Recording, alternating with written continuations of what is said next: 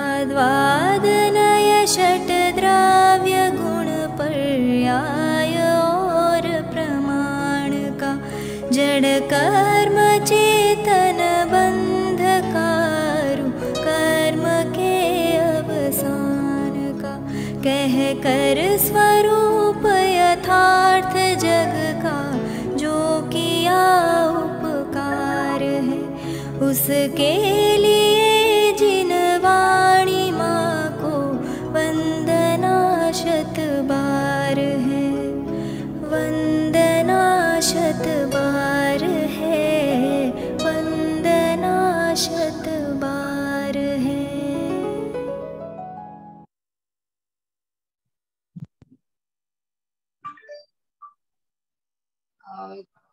Zoom પર જોડાયા છે આઈ થિંક શર્મિષ્ઠા આંટી છે મારી સામે, વિભા આંટી છે, જયશ્રી આંટી છે. ચાલો આપણે ચાલુ કરીએ છે. મારો અવાજ આવે છે? जय जिनेंद्र, जय जिनेंद्र आंटी, क्या आपको मेरी आवाज आ रही है? ओके, आ रही है। हाँ, अपन ने भी मंगलाचरण किया, अपन चालू करते हैं। हम यहाँ पर वितराग विज्ञान पाठमाला 3 के माध्यम से हम 8वां नंबर का जो चैप्टर है ना, निश्चय व्यवहार का चैप्टर, वो हम देख रहे हैं। हमने उसको प्रारंभ किया है। हमने सबसे पहले स्वाध्याय में पंडित तोडरमल जी का जीवन चरित्र देखा था, क्योंकि ये जो पाठ लिया गया है ये मोक्ष मार्ग प्रकाशक का 7वां अधिकार, उसके आधार से ये पूरा पाठ लिखा गया है। और हमने उसके बाद दूसरा जो स्वाध्याय हुआ उसमें हमने नयों की भूमिका बनाई थी। नई ज्ञान की आवश्यकता क्या है, नई ज्ञान क्यों लेना चाहिए।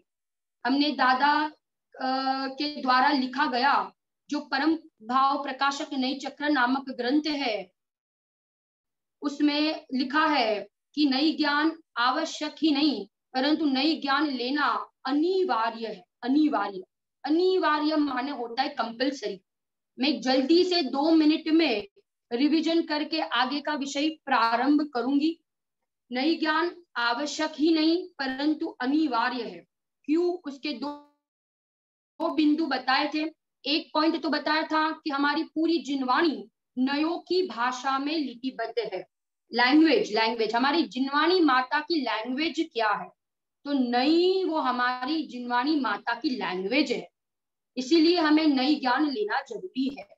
और दूसरा, माइल धवल आचार्य देव ने द्रव्य स्वभाव प्रकाशक नामक ग्रंथ में लिखा है कि जो नई ज्ञान से विहीन है, नई दृष्टि से विहीन है, वो वस्तु स्वभाव को नहीं जान सकता, और जो वस्तु स्वभाव को नहीं जान सकता उसे सम्यक दर्शन की प्राप्ति नहीं हो सकती।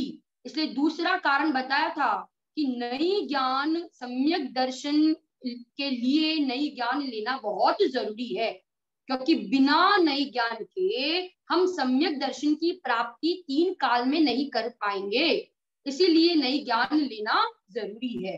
2 पॉइंट इसके लिए बताए थे। आगे फिर हमने देखा था कि ये नई चक्र है, ये नया चक्र नहीं है। 4 चक्र की बात की थी। 4 चक्र कौन से? एक तो नई चक्र कैसा है, तो कहते अनुपम चक्र। क्या करता है ये नई चक्र, तो कहते संसार चक्र से रहित करता है। और कहाँ ले जाता है ये चक्र, तो कहते सिद्ध चक्र में शामिल करता है। 4 चक्रों की बात की थी हमने, क्या आप लोग को याद है? एक क्या था? नई चक्र, फिर अनुपम चक्र, संसार चक्र से रहित करता है और सिद्ध चक्र में शामिल करता है, इसलिए नई चक्र पढ़ना जरूरी है। फिर हमने देखा था कि ये स्वभाव तो नयातीत है। एक प्रश्न हो सकता है ना कि स्वभाव तो स्वाति बहन, अच्छा ये स्वाति बहन के नाम से श्रद्धा बहन आप जुड़े हो, ओके चलो कोई बात नहीं। एक प्रश्न हो सकता है कि स्वभाव पारुलबेन क्या है? नयातीत है। स्वभाव तो नयातीत है, और ये जो नई है ये तो विकल्प है। नई क्या है? एक बार सारे लोग अपने वीडियो ऑन कर ले, क्योंकि पीछे वाले जो ना दिख नहीं रहे मुझे। सामने क्या वीडियो ऑन हो तो मुझे थोड़ा अच्छा रहेगा पढ़ाने में। हाँ, नई ज्ञान नई, हाँ, ये स्वभाव कैसा है? नयातीत है। और ये नई जो है ये तो विकल्प है। तो ये नई ज्ञान लेने पर तो हम तो विकल्प में उलझ जाएंगे ना। तो फिर हम नई ज्ञान क्यों ले? नई तो विकल्प है, और हमें तो विकल्पातीत तो होना है ना। तो यहाँ पे बताया है कि स्वभाव भले नयातीत है, और हमें अगर पर्याय में नयातीत होना है तो बिना नए ज्ञान के हम पर्याय में नया जरूर ज्ञान लेना इसलिए जरूरी है क्योंकि हमें पर्याय में नयातीत होना है। फिर हमने देखे थे ज्ञान के दो भेद, एक प्रमाण ज्ञान और एक नई ज्ञान। प्रमाण ज्ञान माने पूरी वस्तु के ज्ञान को कहते प्रमाण ज्ञान, और वस्तु के एक अंश को मुख्य करके जानने को कहते हैं नई ज्ञान। ये ज्ञान के ही दो भेद है। उसके लिए हमने दो नाम देखे थे। प्रमाण ज्ञान को कहते हैं अंशी, और नई ज्ञान को कहते हैं अंश। अंश से हम अंशी का ज्ञान हो सकता है। अंश से किसका ज्ञान हो सकता है पारुल आंटी? किसका ज्ञान हो सकता है?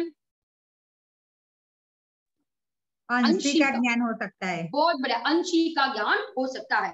ठीक है ना, इसीलिए नई ज्ञान लेना जरूरी है। हमने परिभाषाएं भी देखी थी, और अभी हम परिभाषा के ऊपर जाएंगे। परंतु लास्ट टाइम हमने इतनी सारी चीजों को देखा था। अब हम आगे बढ़ते हैं। हमने परिभाषा को देखी थी, हमने नयों की अलग अलग परिभाषा।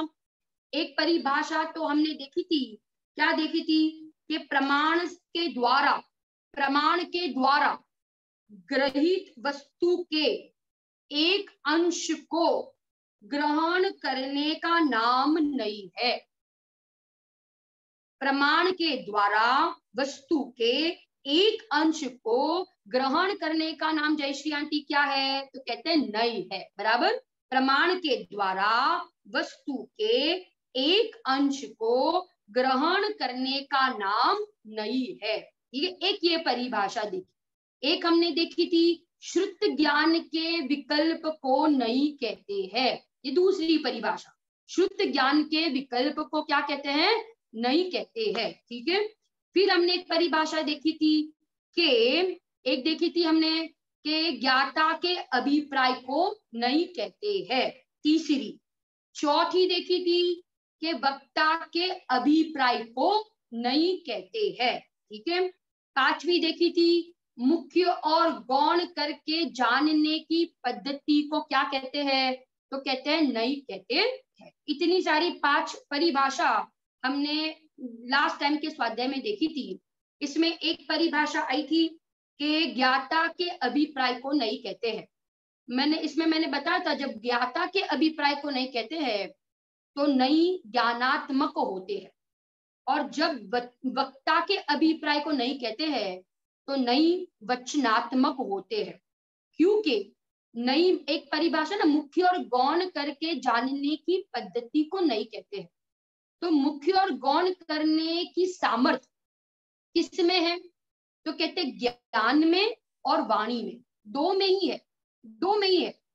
वस्तु में अनंत धर्म है, परंतु वस्तु के जो अनंत धर्म है उसमें मुख्य गौणता नहीं है। वे तो सब के सब समान हैसियत से रहते हैं। वस्तु में कोई धर्म मुख्य और कोई धर्म गौण ऐसा नहीं है। परंतु ज्ञान में और वाणी में मुख्य और गौणता होती है, ज्ञान में और वाणी में, क्योंकि ये वाणी और ज्ञान का धर्म है, मुख्य और गौण करना। बराबर, मुख्य और गौण करना किसका धर्म है? वाणी का और ज्ञान का। और एक हमने देखी थी कि श्रुत ज्ञान के विकल्प को नहीं कहते हैं। तो विकल्प का अर्थ आप लिखना, विकल्प के बहुत सारे अर्थ आते हैं। एक विकल्प का अर्थ होता है, विकल्प माने होता है भेद। जैसे कहते हैं ना कि ज्ञान सविकल्प है, सविकल्प। केवल ज्ञान सविकल्प है। तो विकल्प, विकल्प माने होता है भेद, भेद से जानना, वस्तु को भेद से जानना, उसको कहते हैं विकल्प। तो वहां यहाँ विकल्प का अर्थ भेद पूर्वक जानना वो अर्थ नहीं है। एक विकल्प का अर्थ होता है राग, विकल्प, राग, रागात्मक विकल्प। तो यहाँ विकल्प का अर्थ राग भी नहीं है। तो यहाँ विकल्प का अर्थ क्या है तो लिखना, विकल्प माने मुख्य और गौण करके जानना, उसका नाम विकल्प है। मुख्य और गौण करके जानना उसका नाम विकल्प। 5 ज्ञान है, अभी हम देखेंगे 5 ज्ञान में से 5 ज्ञान के नाम भी देखेंगे, और 5 ज्ञान में से अभी कहा शुद्ध ज्ञान के विकल्प को नहीं कहते हैं। तो हमारा प्रश्न हो सकता है कि भाई शुद्ध ज्ञान ही क्यों कहा, 5 ज्ञान में से शुद्ध ज्ञान में ही नहीं क्यों लागू पड़ते हैं, अन्य ज्ञान में क्यों नहीं कहते हो, केवल ज्ञान में, अवधि ज्ञान में, मनः पर्याय में, मति ज्ञान में। तो उसके कारण भी देखेंगे, परंतु शुद्ध ज्ञान के विकल्प को नहीं कहते हैं। विकल्प माने क्या, कौन बताएगा, अर्थ कौन बताएगा? हाँ, जूम पर से अर्थ और कौन जुड़ा है? हाँ बोलिए, शर्मिष्ठा आंटी आप बोलोगे विकल्प माने क्या? मुख्य और गौण करके जानना, उसका नाम क्या है? विकल्प। और ये मुख्य और गौण करके जानना किस में होता है, कौन से ज्ञान में होता है? शुद्ध ज्ञान में, बराबर। इसलिए शुद्ध ज्ञान के विकल्प को नहीं कहते हैं। एक परिभाषा हो गई। दूसरी कही थी, प्रमाण के द्वारा ग्रही हुई वस्तु में से एक अंश को मुख्य करना, उसका नाम विकल्प है। देखो मैं पहले थोड़ी शुद्ध ज्ञान है ना, शुद्ध के ऊपर थोड़ा सा खुलासा करूंगी। शुद्ध ज्ञान के विकल्प को नहीं कहते हैं। विकल्प का अर्थ सबको समझ में आ गया? विकल्प माने मुख्य गौण करके जानना। अब श्रुत है ना, श्रुत, तो श्रुत के 2 भेद होते हैं। श्रुत के 2 भेद, एक द्रव्य श्रुत और एक भाव श्रुत। द्रव्य श्रुत और एक दूसरा क्या है? भाव श्रुत। द्रव्य श्रुत माने तो जिनवाणी, आगम, जिनवाणी, आगम को क्या कहते हैं? द्रव्य श्रुत, बराबर। माने द्रव्य श्रुत माने जो वाणी है, भाषा है, उसको भी द्रव्य श्रुत कहते हैं, वाणी को भी। और जो जिनवाणी, जिनवाणी है, शास्त्र है, उसको भी द्रव्य श्रुत कहते हैं। और भाव श्रुत क्या है? तो भाव श्रुत है ज्ञान की पर्याय। भाव श्रुत क्या है? सम्यक ज्ञान की पर्याय, उसको भाव श्रुत कहते हैं। द्रव्य श्रुत माने वाणी, जिनवाणी, शास्त्र, आगम, उसको कहते हैं द्रव्य श्रुत। और भाव श्रुत माने जीव की ज्ञान की पर्याय, सम्यक ज्ञान की पर्याय, उसको कहते हैं भाव श्रुत। इसीलिए नई 2 प्रकार के कहे, वचनात्मक और ज्ञानात्मक। जब वचनात्मक कहते हैं तो वो द्रव्य श्रुत की बात, और जब ज्ञानात्मक कहते हैं तो वो भाव श्रुत की बात। क्योंकि अभी कहा ना, द्रव्य श्रुत माने जो वचन निकलते हैं, जो बोलना होता है, जो लेखन कार्य होता है, जो लिखना होता है, उसको कहते हैं द्रव्य श्रुत। और जो ज्ञान की पर्याय में मुख्य गौण करके जानना होता है, वो उसको भी क्या कहते हैं? उसको भी नहीं कहते हैं। तो नहीं 2 में लागू होते हैं, वचन में और ज्ञान में। और श्रुत के भी 2 भेद कर दिए। कौन से 2 भेद? श्रुत के 2 भेद कौन बताएगा? विभा आंटी आप बताओगे? श्रुत के 2 भेद कौन से? द्रव्य श्रुत और भाव श्रुत। और भाव श्रुत, बराबर। द्रव्य श्रुत माने क्या? द्रव्य श्रुत माने क्या? जिनवाणी, आगम, आगम।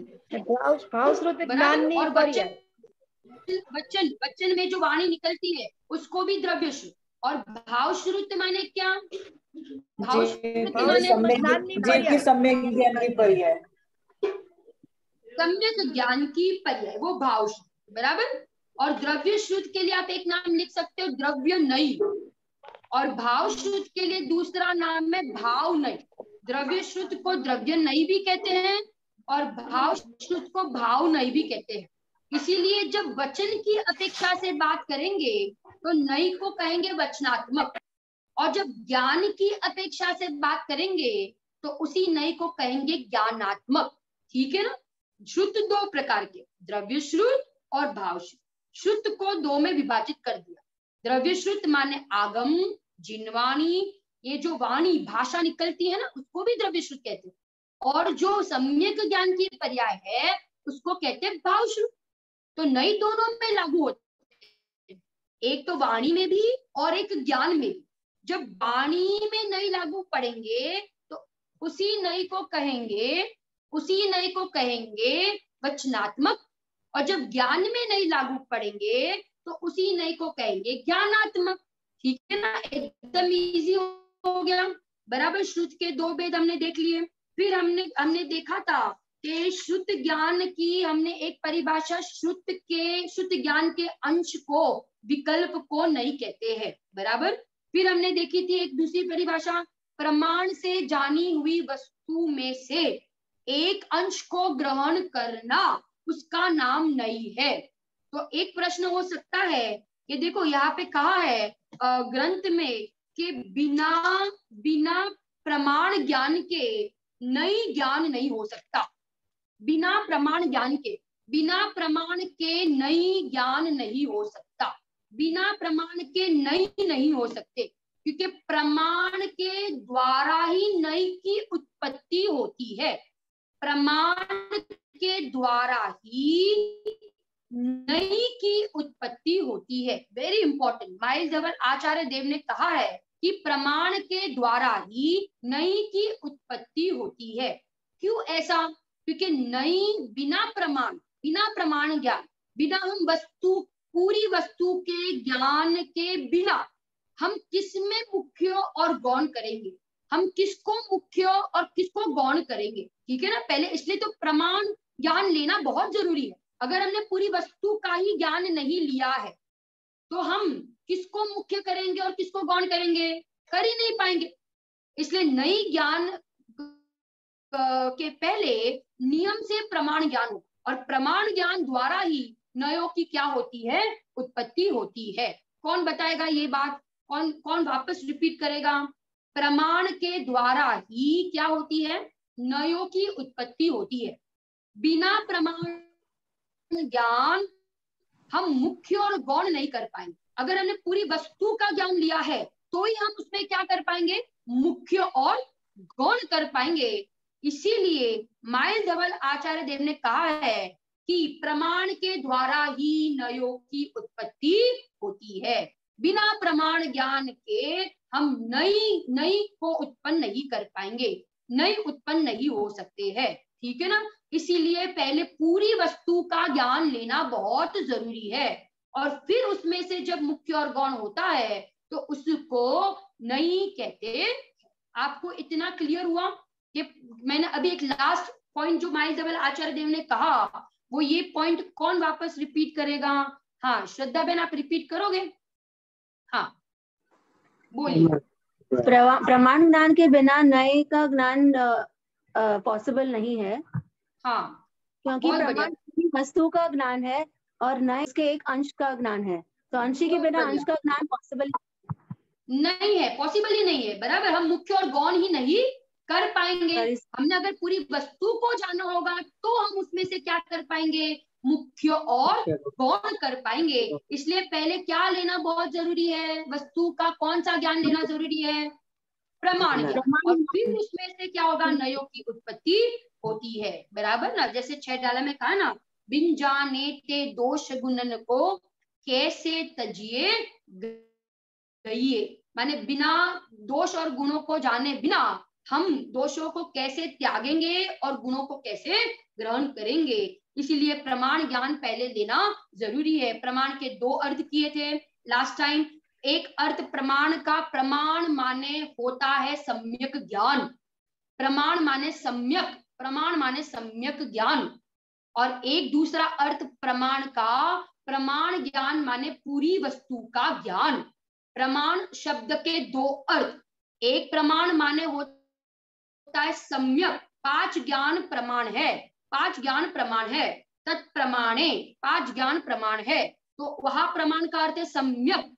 और जब यहाँ पे कहा प्रमाण ज्ञान, पूरी वस्तु का ज्ञान, उसको भी कहते हैं प्रमाण ज्ञान। ठीक है ना, इतना क्लियर हो गया? बराबर। अब माइल धवल आचार्य देव ने एक बात लिखी है कि नई एकांतवाद का निषेध करता है। नई क्या करता है? एकांतवाद का निषेध करता है। नई करता है एकांतवाद का निषेध। एकांतवाद माने क्या? एकांतवाद माने नई जो होता है वो मिथ्या एकांत का निषेध करता है। मिथ्या एकांत का निषेध करता है, क्योंकि नई जो है ना वो सम्यक एकांत है। उसको हम डिटेल में बाद में समझेंगे, 4 बिंदु है उसको बाद में समझेंगे, परंतु आप पहले इतना लिखना कि नई जो है वो एकांतवाद का निषेध करता है। एकांतवाद माने एकांत मिथ्यात्व का निषेध करता है। एकांत मिथ्यात्व का निषेध करता है क्यों? क्योंकि नई जो है वो भी एकांत ही है, परंतु कौन सा एकांत? सम्यक एकांत। और किसका निषेध करता है? मिथ्या एकांत का निषेध करता है। नई जो है वो मिथ्या एकांत का निषेध करता है, क्योंकि नई है वो सम्यक एकांत है तो एकांत ही, परंतु कौन सा एकांत? सम्यक एकांत। और किसका निषेध करता है? मिथ्या एकांत का निषेध करता है। ठीक है ना? कि अपन ने अभी तक 5 परिभाषा देखी, नई की 5 परिभाषा, बराबर। अब आ जाते हैं शुद्ध ज्ञान के ऊपर। शुद्ध ज्ञान हमने देखा था, ज्ञान 5 प्रकार के होते हैं। 5 प्रमाण ज्ञान: मति, श्रुत, अवधि, मनपर्यय और केवल ज्ञान। तो एक प्रश्न हो सकता है कि 5 ज्ञान में से नई श्रुत ज्ञान में ही क्यों लागू पड़ते हैं? श्रुत ज्ञान का ही क्यों भेद कहा? मति ज्ञान का, अवधि ज्ञान का, मनपर्यय का, केवल ज्ञान का क्यों नहीं कहते हो? शुद्ध ज्ञान का ही अंश क्यों कहा? शुद्ध ज्ञान का ही भेद क्यों कहा? क्यों मति क्या नहीं, अवधि, मनपर्यय, केवल ज्ञान का नहीं? क्योंकि सबसे पहले मति ज्ञान को लेते हैं। मति ज्ञान सामान्य जानता है। मति ज्ञान में डिटेलिंग नहीं होता है, विशेष जानना नहीं होता है, बराबर। इसलिए मति ज्ञान में भी नई लागू नहीं पड़ते हैं। तो मति ज्ञान के ऊपर क्रॉस लग गया, क्योंकि मति ज्ञान कैसा जानता है? मति ज्ञान सामान्य जानता है, विशेष नहीं जानता है, इसीलिए मति ज्ञान में भी नई लागू नहीं पड़ते। अवधि, मनपर्याय ज्ञान, अवधि और मनपर्याय ज्ञान, जैसे केवल ज्ञान प्रत्यक्ष जानता है ना, जैसे केवल ज्ञान प्रत्यक्ष जानता है, ऐसे ही अवधि और मनपर्याय ज्ञान भी स्पष्ट प्रत्यक्ष जानते हैं। उसमें भी मुख्य और गौण करने की आवश्यकता ही नहीं है। अवधि ज्ञान और मनपर्याय ज्ञान में मुख्य गौण करने की सामर्थ्य ही नहीं है, मुख्य और गौण करके जानने की, क्योंकि अवधि और मनपर्याय ज्ञान भी केवल ज्ञान जैसा ही स्पष्ट जानते हैं, प्रत्यक्ष जानते हैं। इसलिए अवधि और मनपर्याय ज्ञान में भी मुख्य गौण करने की आवश्यकता नहीं। और केवल ज्ञान की तो क्या बात करें, केवल ज्ञान में तो सब कुछ जानने में आता है। अब उसमें क्या मुख्य करो, क्या गौण करो, सब कुछ तो जानने में आ रहा है, प्रत्यक्ष जानने में आ रहा है, स्पष्ट जानने में आ रहा है। केवल ज्ञान में तो क्या भाई जानने में नहीं आता है, सब कुछ, बराबर ना। इसे केवल ज्ञान में भी मुख्य गौण करने की जरूरत नहीं है। तो एकमात्र 5 ज्ञान में से एकमात्र शुद्ध ज्ञान है जिसमें मुख्य और गौण करने की सामर्थ्य, मुख्य और गौण करके जानने की ताकत है। इसलिए नई लागू पड़ते हैं शुद्ध ज्ञान में।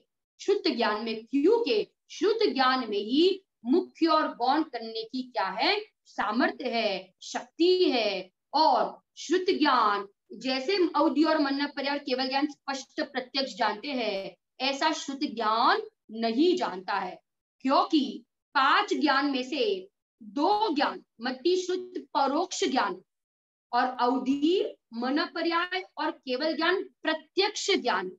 फिर से मैं बोलती हूँ, मति और श्रुति ज्ञान परोक्ष है और अवधि, मनपर्याय और केवल ज्ञान प्रत्यक्ष ज्ञान है। प्रत्यक्ष। परोक्ष माने क्या? परोक्ष माने तो कहते इनडायरेक्ट जानना, इंद्रियों के अवलंबन से जानना, उसको कहते परोक्ष। और प्रत्यक्ष माने सीधा जानना होता है, स्पष्ट जानना होता है, बिना इंद्रिय और मन के अवलंबन से जानना होता है। उसको प्रत्यक्ष कहते हैं, प्रत्यक्ष। बराबर। शुद्ध ज्ञान जो ना, शुद्ध ज्ञान, मति शुद्ध ज्ञान, उसको एक अपेक्षा से साम व्यवहारिक प्रत्यक्ष भी कहा। ये एक नाम भी आता है जिनागम तत्वार सूत्र में, साम व्यवहारिक प्रत्यक्ष। साम व्यवहारिक प्रत्यक्ष माने सामने जो वस्तु है वैसा ही यहाँ पे ज्ञान होना, उसका नाम है साम व्यवहारिक प्रत्यक्ष। इसलिए मति शुद्ध ज्ञान को साम व्यवहारिक प्रत्यक्ष भी कहते हैं। मति शुद्ध ज्ञान को परोक्ष कहा, क्यों? क्योंकि इंद्रिय और मन के अवलंबन से जानता है, इसीलिए परोक्ष है। परंतु जैसी वस्तु सामने है वैसा प्रत्यक्ष ज्ञान होता है, इसीलिए मति शुद्ध ज्ञान को साम व्यवहारिक प्रत्यक्ष भी कहते हैं। और जो रहस्यपूर्ण चिट्ठी है ना, पंडित टोडरमल जी के द्वारा लिखी गई, उसमें बहुत खुलासा किया है कि मति शुद्ध ज्ञान ये प्रत्यक्ष भी है, प्रत्यक्ष भी है। एक तो साम व्यवहारिक प्रत्यक्ष और एक वेदन प्रत्यक्ष। वेदन प्रत्यक्ष का है मति शुद्ध ज्ञान। क्यों वेदन प्रत्यक्ष? क्योंकि आत्मा का अनुभव जो होता है ना, वो प्रत्यक्ष होता है, इसलिए मति शुद्ध ज्ञान वेदन अपेक्षा से प्रत्यक्ष है। किसकी अपेक्षा से? वेदन अपेक्षा से प्रत्यक्ष, इसीलिए मति शुद्ध ज्ञान को प्रत्यक्ष कहा। और एक परोक्ष की अपेक्षा, मति शुद्ध ज्ञान को एक दूसरी अपेक्षा से भी परोक्ष कहा। किसकी अपेक्षा से? तो कहते हैं कि जब साधक जीव को आत्मा का अनुभव होता है तो भाई केवल ज्ञान में जैसे प्रदेश प्रत्यक्ष होते हैं, ऐसे छद्मस्त जीव को आत्मा के प्रदेश प्रत्यक्ष नहीं होते हैं। इसलिए केवल ज्ञान की अपेक्षा से मति शुद्ध ज्ञान को परोक्ष कहा, प्रदेश की अपेक्षा से परोक्ष कहा। बराबर। दो अपेक्षा परोक्ष की और दो अपेक्षा प्रत्यक्ष की। फिर से मैं एक बार बोलती हूँ, मति शुद्ध ज्ञान को एक अपेक्षा से परोक्ष क्यों कहा? क्योंकि इंद्रिय और मन का अवलंबन है, इसीलिए। ये पहली अपेक्षा। बराबर। दूसरी अपेक्षा से परोक्ष कहा क्योंकि अनुभूति के काल में मति शुद्ध ज्ञान में जब अनुभव होता है तो जैसे केवल ज्ञान में प्रदेश प्रत्यक्ष होते हैं, वैसे मति शुद्ध ज्ञान में नहीं होते हैं। तो प्रदेश अपेक्षा से मति शुद्ध ज्ञान को परोक्ष कहा, परोक्ष। और प्रत्यक्ष की दो अपेक्षा, प्रत्यक्ष की दो अपेक्षा। एक प्रत्यक्ष माने मति शुद्ध ज्ञान साम व्यवहारिक प्रत्यक्ष। साम व्यवहार, जैसी सामने वस्तु है वैसी ही यहाँ पे जानने में आती है, इसलिए साम व्यवहारिक प्रत्यक्ष। और दूसरी अपेक्षा प्रत्यक्ष क्यों?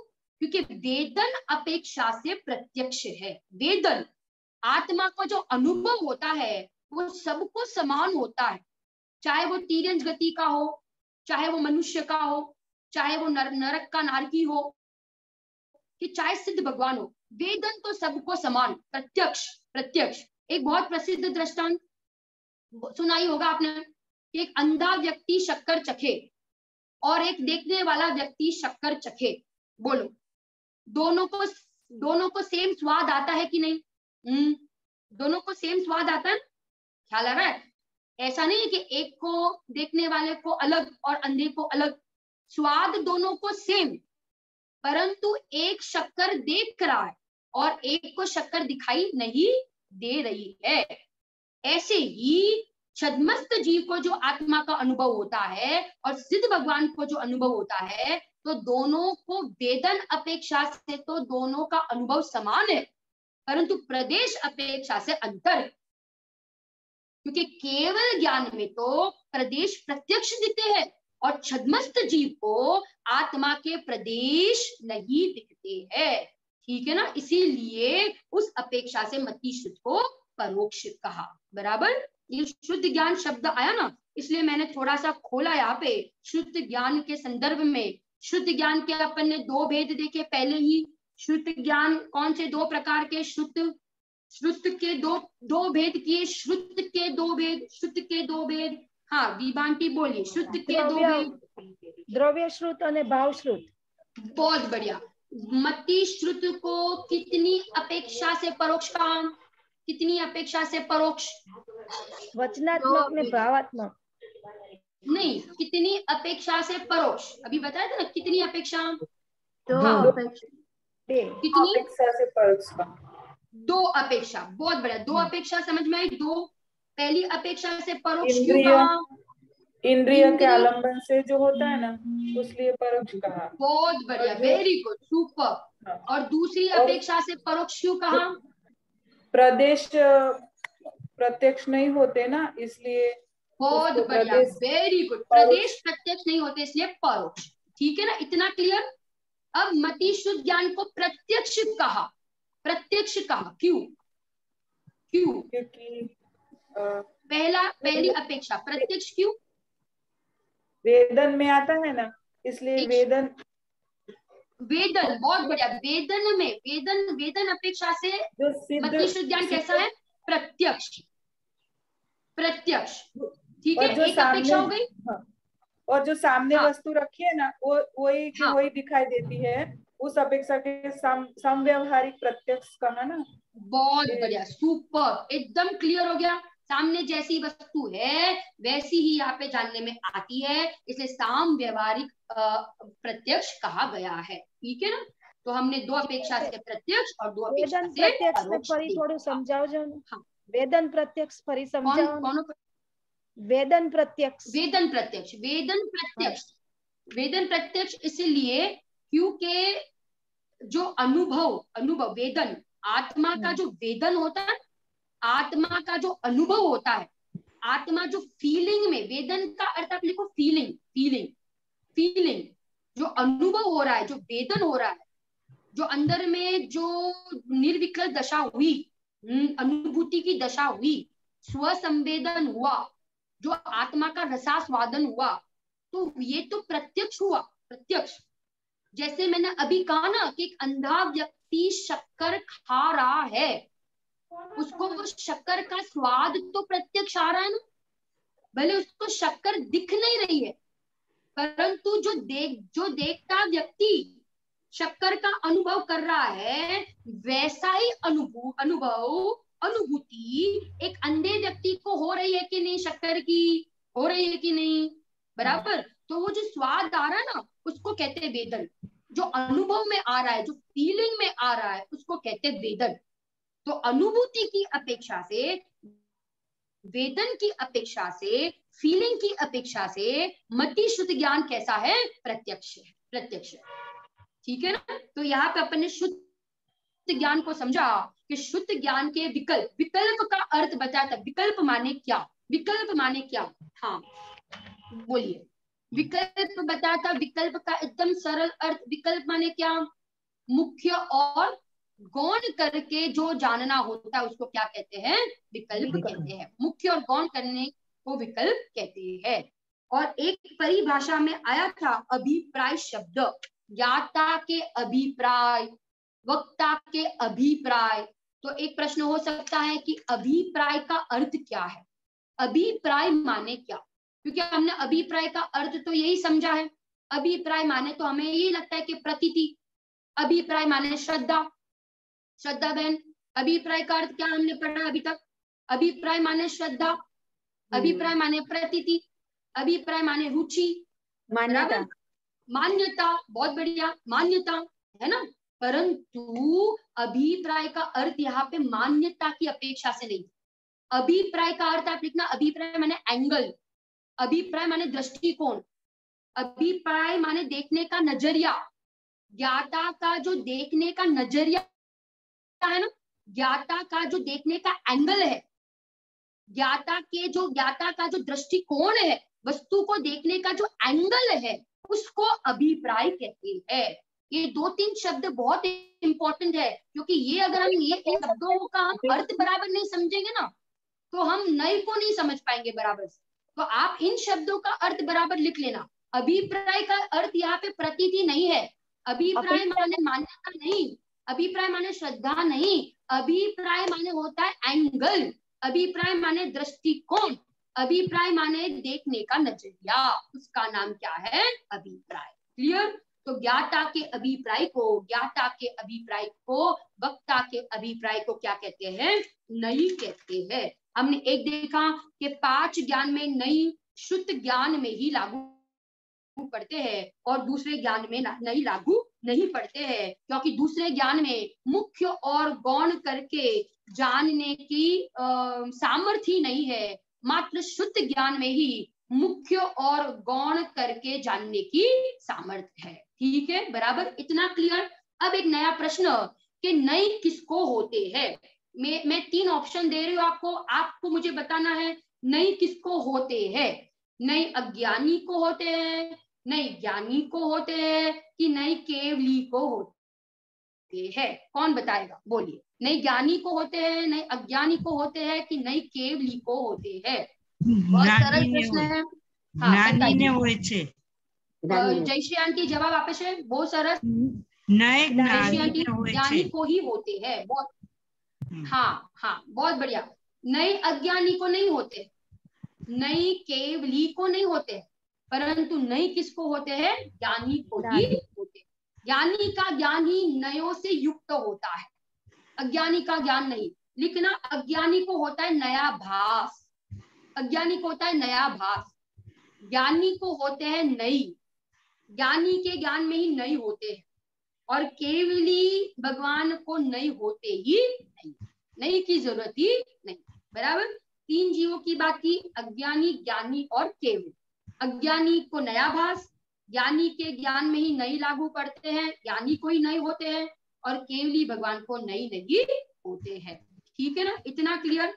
अब नईयों की परिभाषा में हमने परिभाषा देखी थी ना, 3-4 परिभाषा हमने देखी, 5-6 परिभाषा देखी। प्रतिपक्षी धर्मों का निराकरण न करते हुए, एक लास्ट टाइम अंतिम परिभाषा हमने देखी थी। प्रतिपक्षी धर्मों का निराकरण न करते हुए वस्तु के एक अंश को ग्रहण करने वाला ज्ञाता के अभिप्राय को नई कहते। अभी अभिप्राय शब्द आया तो आपको पता चल गया, अभिप्राय माने दृष्टिकोण, एंगल को। एक पुरुष है, व्यक्ति एक है, परंतु उसको देखने के नजरिया कितने हैं, अनेक है। क्यों? क्योंकि उसमें अनेक धर्म है, अनेक धर्म। एक ही पुरुष है, एक ही व्यक्ति है, परंतु पुत्र की अपेक्षा से उसी व्यक्ति को क्या कहा जाएगा, पिता कहा जाएगा। पिता की अपेक्षा से पिता की अपेक्षा से उसी व्यक्ति को क्या कहा जाएगा, पुत्र कहा जाएगा। बराबर ना। पत्नी की अपेक्षा से उसी व्यक्ति को पति कहा जाएगा। ठीक है ना, क्योंकि एक ही व्यक्ति को देखने के अनेक एंगल है। अब एक कार्तिकीय अनुप्रेक्षा है ना, कार्तिकीय अनुप्रेक्षा नामक ग्रंथ, उसमें कार्तिकेय स्वामी ने लिखा है, वहां पे बहुत सुंदर लिखा है कि एक धर्म एक गुण को हाईलाइट करना, उसका नाम तो नहीं है ही। अनंत गुणात्मक वस्तु में से एक गुण को मुख्य करना माने हाईलाइट करना, और गौण करना माने अनटच, डोंट टच। गौण माने अनटच, और मुख्य करना माने हाईलाइट, तो एक अनंत गुणात्मक वस्तु में से एक गुण को मुख्य करना, उसको नहीं कहते हैं। परंतु पंचाध्यायकार ने, पांडे राजमल जी ने पंचाध्याय ग्रंथ में क्या कहा है कि मात्र एक गुण को मुख्य करने का नाम नहीं है, परंतु कह रहे अनंत धर्म, जो विरोधी धर्म है, विरोधी धर्म कौन कौन से, एग्जाम्पल्स थोड़े अपन दे। नित्य अनित्य, एक अनेक, तत् अतत्, सत असत, बराबर। ये सब क्या है, ये विरोधी धर्म, ये परस्पर विरोध प्रतीत होने वाले जो धर्म है, परस्पर विरोध प्रतीत होने वाले जो धर्म युगल है, इनमें से एक को मुख्य करना और दूसरे को गौण करना, उसको भी नहीं कहते। जैसे मैंने नित्य धर्म को मुख्य किया और अनित्य धर्म को गौण किया, उसको भी नहीं कहते। क्या कहा, अनंत गुणात्मक में से ज्ञान को मुख्य किया और बाकी के गुण को गौण किया, उसको तो नहीं कहती है। परंतु परस्पर विरोध प्रतीत होने वाले धर्म युगलों में से नित्य को मुख्य किया और अनित्य को गौण किया तो कहते उसको भी क्या कहते हैं, नहीं कहते हैं। और फिर कहा मात्र इतना ही नहीं, द्रव्य को मुख्य किया और पर्याय को क्या किया, गौण किया। पर्याय को मुख्य किया और द्रव्य को गौण किया तो उसको भी नहीं कहते। माने 3 प्रकार से हमने नहीं देखे। एक तो देखा अनंत गुणों में से एक गुण को मुख्य करो और बाकी के गुणों को गौण करो, उसको भी नहीं कहते। 2 युगल धर्मों में से परस्पर विरुद्ध प्रतीत होने वाले धर्मों में से एक धर्म को मुख्य और बाकी के धर्म को गौण करना, उसको भी नहीं कहते हैं। और द्रव्य पर्यायात्मक पूरी वस्तु में से एक द्रव्य को मुख्य करो और पर्याय को गौण करो या पर्याय को मुख्य करो और द्रव्य को गौण करो, उसको भी नहीं कहते। ठीक है ना। 3 अपेक्षा से कौन बताएगा ये 3 अपेक्षा? शर्मिष्ठा आंटी आप बताओगे? 3 प्रकार से हमने अभी नई को समझा। हाँ, प्रतिपक्ष जो प्रमेय कमल मार्तंड है ना, हाँ, उस शास्त्र में प्रतिपक्षी धर्मों का निराकरण न करते हुए वस्तु को अंश को गौण करने वाले ज्ञाता के अभिप्राय को नहीं कहते हैं। और जो कार्तिकेय अनुपेक्षा में जो एक अनंत गुणात्मक वस्तु में से एक गुण को मुख्य करना नहीं कहते हैं। और जो राजमल जी पांडे ने बताया है कि परस्पर जो 2 विरोधी धर्म है उसमें से एक को मुख्य करना नहीं कहते, जैसे नित्य नित्य, द्रव्य पर्याय, एकांत अनिकांत। बहुत बढ़िया, बहुत बढ़िया, बहुत बढ़िया, बहुत बढ़िया। उसको क्या कहते हैं? नहीं कहते हैं। बराबर। तो ये अलग अलग प्रकार से हमने देखा कि मात्र अनंत गुणों में से एक गुण को मुख्य और बाकी के गुण को गौण करना, उसको ही नहीं, परंतु कह रहे नित्य को मुख्य और अनित्य को गौण करना, उसको भी नहीं कहते हैं। और पर्याय को मुख्य और द्रव्य को गौण करना या द्रव्य को मुख्य और पर्याय को गौण करना, उसको भी नहीं कहते हैं। अब एक प्रश्न हो सकता है कि अगर हमने प्रमाण से पूरी वस्तु को जान ली, फिर नई की क्या आवश्यकता है? प्रमाण से तो हमने पूरी वस्तु को जान ली ना, अब नई की क्या आवश्यकता है? पूरी वस्तु को तो हमने जान ली, अब नई ज्ञान क्यों बोल रहे हो हमको लेने के लिए? नई की आवश्यकता है क्या? पूरी वस्तु को एक बार जान ली। तो कह रहे हैं कि जैसे एक एग्जाम्पल से समझाते, जैसे भाई बहुत सारे बच्चे बैठे क्लास में, बहुत सारे, तो एक ऊपर से भाई लाइट गिर रही है, बराबर, फोकस लाइट। तो एक लाइट गिर रही है, तो जब सब बच्चों के ऊपर गिर रही है तो माने सब बच्चे एक साथ दिखाई दे रहे हैं उस लाइट में। ठीक है ना, एक साथ सारे बच्चों का ज्ञान हो रहा है। परंतु मुझे कोई पर्टिकुलर बच्चे को जानना है, पर्टिकुलर बच्चे, तो क्या करना पड़ेगा? वो जो लाइट है वो एक बच्चे के ऊपर फोकस करना पड़ेगा ना, तो ही हम एक बच्चे को क्या कर सकते हैं, बराबर से जान सकते हैं।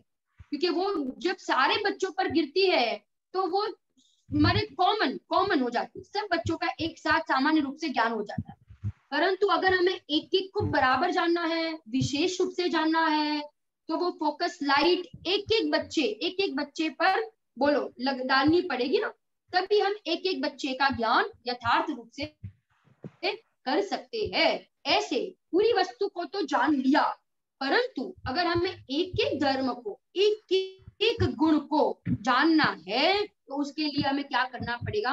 नयों का प्रयोग करना पड़ेगा।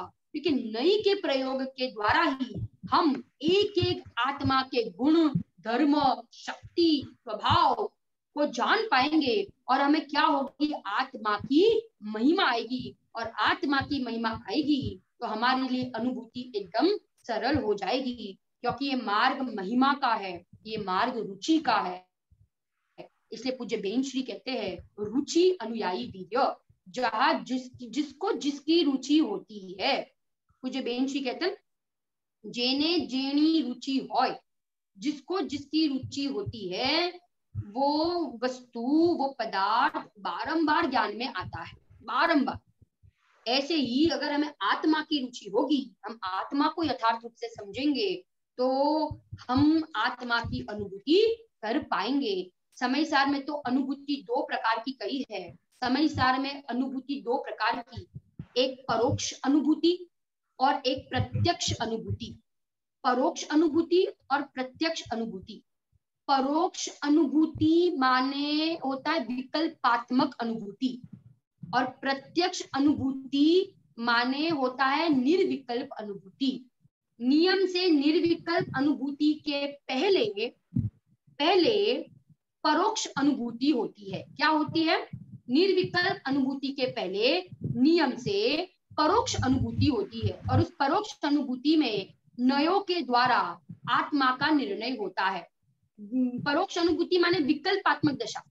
उस परोक्ष अनुभूति के द्वारा आत्मा का निर्णय होता है और जब आत्मा का निर्णय हो जाए, विकल्पात्मक निर्णय हो जाता है, तो एक समय ऐसा आता है कि वो ही परोक्ष अनुभूति प्रत्यक्ष अनुभूति में बदल जाता है। परोक्ष अनुभूति किस में कन्वर्ट हो जाती है? प्रत्यक्ष अनुभूति में कन्वर्ट हो जाती है। माने विकल्प टूट कर निर्विकल्प दशा की क्या हो जाती है? प्राप्ति हो जाती है। दो प्रकार की अनुभूति, कौन बताएगा? दो प्रकार की अनुभूति, हाँ बताइए। श्रद्धा बहन आप बताओगे दो प्रकार की अनुभूति? मीरा बहन दो प्रकार की अनुभूति कौन सी? प्रत्यक्ष अनुभूति। बहुत बढ़िया। एक प्रत्यक्ष और दूसरी परोक्ष अनुभूति। परोक्ष अनुभूति। बहुत बढ़िया। परोक्ष अनुभूति और प्रत्यक्ष अनुभूति, बहुत सरस। परोक्ष अनुभूति એટલે विकल्पात्मक निर्णय, आत्मा का विकल्पात्मक निर्णय, और प्रत्यक्ष अनुभूति माने निर्विकल्प। बराबर ना? परोक्ष अनुभूति में नयों के माध्यम से आत्मा का निर्णय होता है और वही निर्णय जब यथार्थ हो जाता है, पक्का हो जाता है, तो वही अनुभूति प्रत्यक्ष अनुभूति में बदल जाता है। बराबर बदल जाता है। हम आगे बढ़ते हैं, नयों के भेदों के ऊपर आते हैं। कितने भेद है? नई के कितने भेद है? अब एक प्रश्न हो सकता है, हमने तो नई बहुत प्रकार के सुने हैं, बहुत प्रकार के। हमने कभी निश्चय नहीं, व्यवहार नहीं, द्रव्यार्थिक नहीं, पर्यायार्थिक नहीं, सात नहीं, बहुत सारे नहीं देखे हैं, बहुत सारे नहीं सुने। तो नयों के कितने प्रकार हैं? तो हम एक प्रकार से अगर नई का भेद करें, एक प्रकार से नई का भेद करें, तो श्रुत ज्ञान के विकल्प को नई कहते हैं। एक प्रकार से अगर नई का भेद करें तो श्रुत ज्ञान के विकल्प को नई कहते हैं। दो प्रकार से भेद करें तो दो प्रकार से, तो देखो दो प्रकार से अलग अलग तरीके से होगा। अलग अलग कैसे? तो कहते हैं निश्चय नहीं, व्यवहार नहीं। निश्चय नहीं, व्यवहार नहीं। दूसरी तरीके से कहे दो प्रकार से तो द्रव्यार्थिक नहीं और पर्यायार्थिक नहीं। द्रव्यार्थिक नहीं और पर्यायार्थिक नहीं। और दूसरी अपेक्षा से कहे तो कहते वचनात्मक नहीं और ज्ञानात्मक नहीं। बराबर? तो दो प्रकार से करे तो तीन अपेक्षा। निश्चय नहीं, व्यवहार नहीं, द्रव्यार्थिक नहीं, पर्यायार्थिक नहीं, और वचनात्मक नहीं और ज्ञानात्मक नहीं। ठीक है? तीन अपेक्षा से कहे, तीन अपेक्षा से, तो शब्द नहीं, अर्थ नहीं और ज्ञान नहीं। तीन अपेक्षा से कहे तो शब्द नहीं, अर्थ नहीं और ज्ञान नहीं। ठीक है? शब्द नहीं, अर्थ नहीं और ज्ञान। फिर नहीं, सात प्रकार की भी है। सात तो कहते कौन कौन से सात? तो कहते हैं भाई नैगम नहीं, संग्रह नहीं, व्यवहार नहीं, रुजु सूत्र नहीं, संभिरूढ़ नहीं, एवं नहीं और शब्द नहीं। सात प्रकार से भी नयों की चर्चा आती है। बराबर? मैं एक बार फिर से शांति से नाम बोलूं ताकि आप लिख सको। फिर से एक बार कौन से है सात प्रकार से? नैगम नहीं, नैगम नहीं, नैगम नहीं, फिर कौन सा है? संग्रह नहीं, नैगम नहीं, संग्रह नहीं, व्यवहार नहीं, रुजु सूत्र नहीं, संभिरूढ़ नहीं, एवं भूत नहीं, शब्द नहीं, और अंतिम वाला का कौन सा नहीं? शब्द नहीं। हो गए ना? सात प्रकार के नहीं, सात हो गए। तो सात प्रकार से भी नयों का वर्णन आता है। फिर नई कहते हैं 47 47 नई का क्या आएगा? कोई ने खबर है? कोई बता सकता है कहाँ आए हैं 47 नई? हाँ, बहुत सरल है ये प्रश्न। 47 बोलिए, विवान की पता। 47 नई प्रवचन चार में। बहुत बढ़िया, बहुत बढ़िया। 47 नहीं कहा है, प्रवचन सार में, प्रवचन सार के परिशिष्ट में 47 नहीं लिखे गए हैं, कुन आचार्य देव ने लिखे। फिर नई संख्यात भी होते हैं। नई संख्यात, क्यों संख्यात? क्योंकि शब्द संख्यात है ना, वचन वचन शब्द शब्द संख्यात है, इसलिए नई भी संख्यात है। ठीक है, नई संख्यात है क्यों? क्योंकि वचन संख्यात है। और नई असंख्यात है। असंख्यात क्यों? क्योंकि विकल्प संख्यात। विकल्प कितने हैं? अपन कहते हैं असंख्यात लोक प्रमाण विकल्प होते हैं, असंख्यात लोक प्रमाण। तो विकल्प असंख्यात लोक प्रमाण है, इसे नई भी कितने हैं? असंख्यात है, नई असंख्यात। और नई अनंत भी है। नई अनंत क्यों है? नई अनंत इसलिए है क्योंकि आत्मा में गुण अनंत है, आत्मा में धर्म अनंत है। तो जितने गुण उतने नई, जितने धर्म उतने नई। समझ में आ रहा है ना? इसलिए नई कितने हैं? तो कहते हैं अनंत। तो इतने प्रकार से नयों के भेद होते हैं। मैं एक बार फिर से जल्दी से बोलती हूँ, नयों के अलग अलग प्रकार के भेद। एक अपेक्षा से कहे तो शुद्ध ज्ञान के विकल्प को नहीं कहते हैं। दो अपेक्षा से कहे, दो प्रकार से कहे तो निश्चय नहीं, व्यवहार नहीं, द्रव्यार्थिक नहीं, पर्यायार्थिक नहीं, वचनात्मक और नहीं, और ज्ञानात्मक नहीं। बराबर।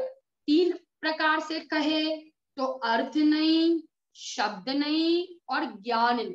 और सात प्रकार से कहे, सात प्रकार से कहे तो कौन कौन से? नेगम नहीं, संग्रह नहीं, नेगम नहीं, संग्रह नहीं, व्यवहार नहीं, रुजु सूत्र नहीं, एवं भूत नहीं, संविरूढ़ नहीं और शब्द नहीं।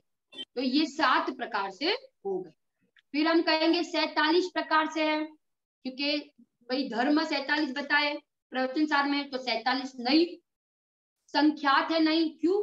क्योंकि वचन संख्यात है, इसलिए नई भी संख्यात है।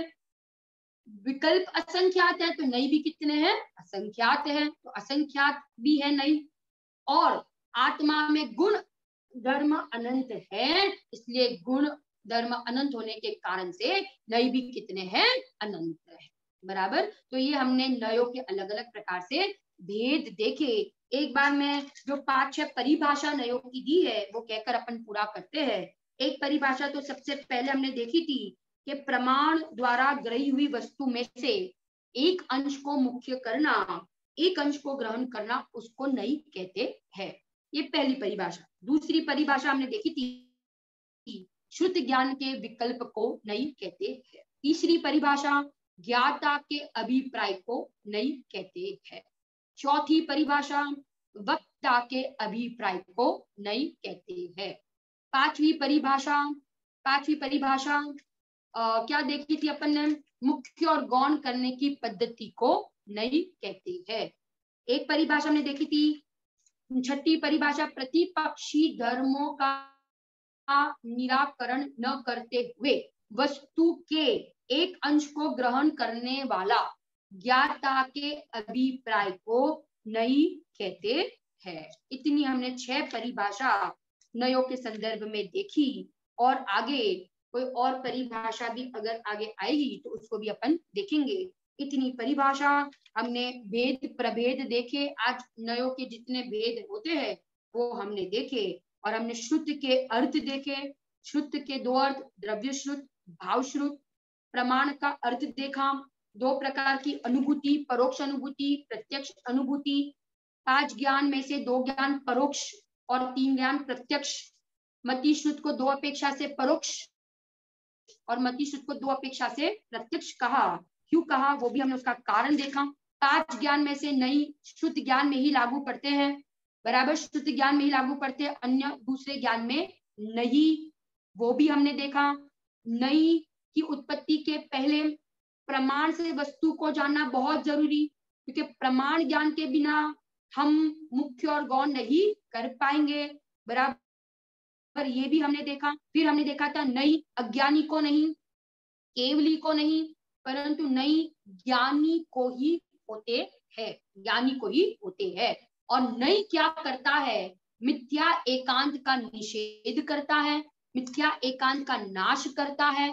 क्योंकि नई इटसेल्फ सम्यक एकांत है, इसलिए वो मिथ्या एकांत का क्या करता है भाई, मिथ्या एकांत का नाश करता है।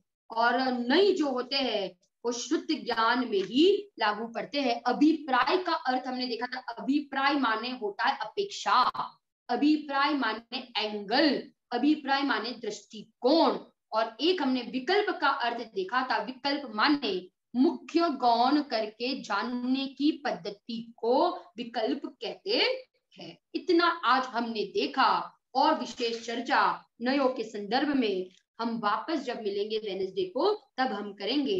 इसी मंगल भावना के साथ हम स्वाध्याय पूरा करें। जिनवाणी स्तुति ले लेते हैं।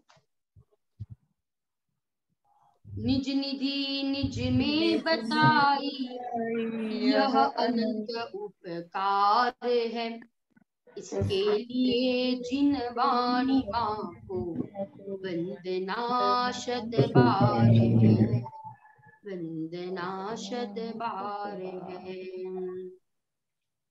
बोलो सर्व जिनेन्द्र भगवान नो सर्ववाणी महामुनिराज नो जय।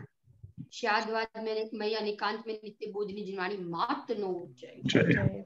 अनंत अनंत उपकारी काहन गुरुदेव नो जिन शासन जय धर्म नो जय हो। जय हो। जय जिनेन्द्र। जय जिनेन्द्र। जय जय।